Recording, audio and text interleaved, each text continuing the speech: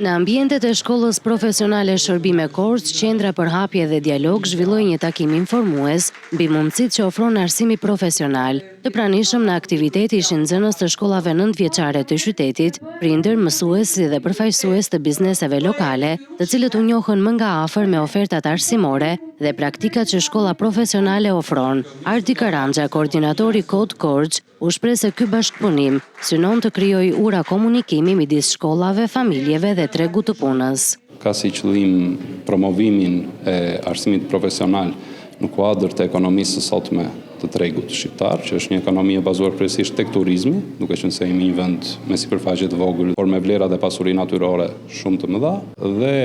vjen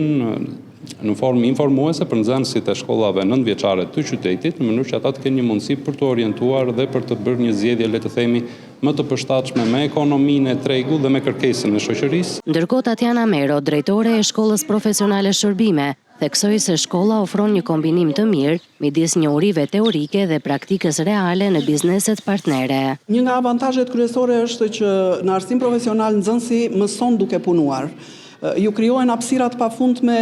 të punojnë në biznese, të marrin profesionin, të zhvillojnë praktikat pranë bizneseve dhe më pas të punësohen dhe të krijojnë një të ardhur për veten e tyre dhe për familjen e tyre. Ju krijohen të gjitha mundësitë që me njohuritë që marrin të profesionit ta gjejnë në vendin, në tregun e punës kudo ku shkojnë, jo vetëm brenda vendit, por dhe jashtë vendit, të krijojnë eksperjenca pune në të gjitha rastet kur